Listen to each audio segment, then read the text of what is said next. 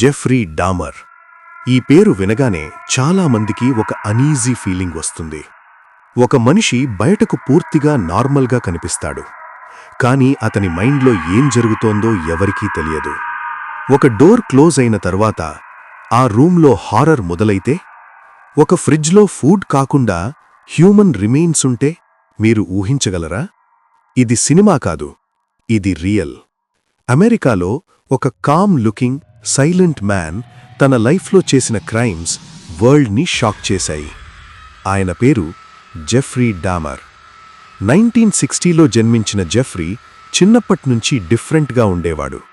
Friends లేదు, బయట ఆడటం లేదు, ఎక్కువ టైం ఎలోన్గా గడిపేస్తూ ఉండే. లోన్లీనెస్ కొన్నిసార్లు సైలెంట్గా ఉంటుంది, కానీ లోపల అది డేంజరస్గా మారుతుందా? తన ఫాదర్ సైంటిస్ట్ కాబట్టి కెమికల్స్ మీద ఇంట్రెస్ట్ పెరిగింది, కానీ ఆ క్యూరియాసిటీ నార్మల్ లిమిట్స్ క్రాస్ అయ్యింది.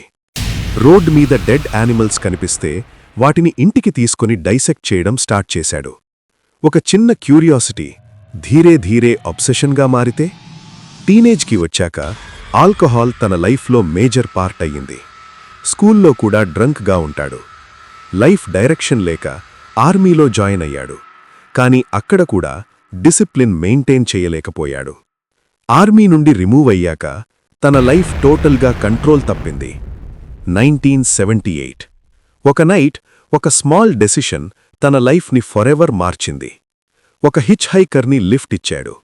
మాట్లాడడం స్టార్ట్ అయ్యింది, కానీ కొన్ని నిమిషాల్లో సిచ్యువేషన్ కంప్లీట్గా మారిపోయింది. Anger, control loss. ఆ మూమెంట్లో జెఫ్రీ తన ఫస్ట్ మర్డర్ చేశాడు. ఒక సెకండ్లో తీసుకున్న డెసిషన్ జీవితాన్ని పూర్తిగా మార్చేస్తుందా? ఆ తర్వాత తన మైండ్లో ఒక డార్క్ ప్యాటర్న్ స్టార్ట్ అయ్యింది. కొన్ని ఇయర్స్ గ్యాప్లో సైలెంట్గా ఉన్న 1987 నుండి మళ్లీ క్రైమ్స్ స్టార్ట్ అయ్యాయి. ఇప్పుడు తన అప్రోచ్ ఇంకా క్యాల్క్యులేటెడ్, ఇంకా డేంజరస్. విక్టిమ్స్ని అప్రోచ్ చేసి వాళ్లకి డ్రింక్స్ ఇవ్వటం, డ్రగ్స్ మిక్స్ చేయటం, అన్కాన్షియస్ అయ్యాక కంట్రోల్లో పెట్టడం. కానీ ఇక్కడికి కూడా స్టాప్ కాలేదు.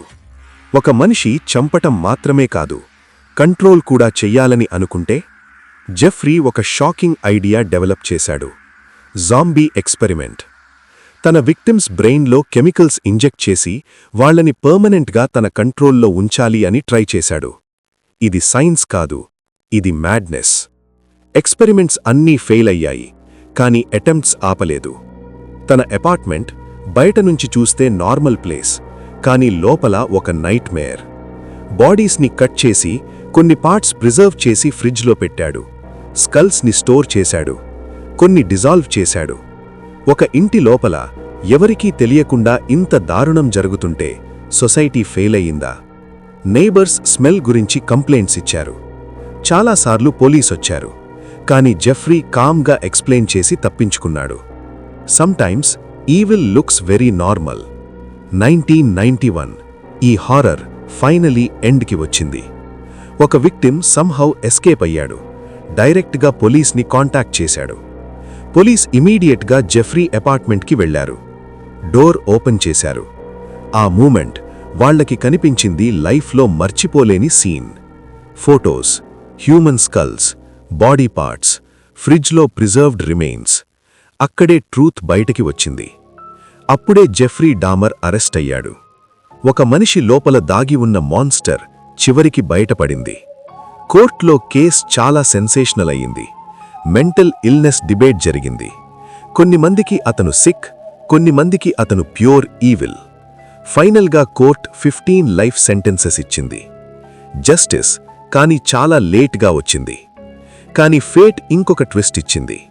1994 జైల్లో ఉన్న టైంలో ఒక ప్రిజనర్ క్రిస్టఫర్ స్కార్వర్ జెఫ్రీ మీద అటాక్ చేసి అక్కడే తన లైఫ్ ఎండ్ చేశాడు. ప్రతి స్ట్రేంజర్ సేఫ్ కాదు, మన సేఫ్టీ ముందు, ట్రస్ట్ తర్వాత.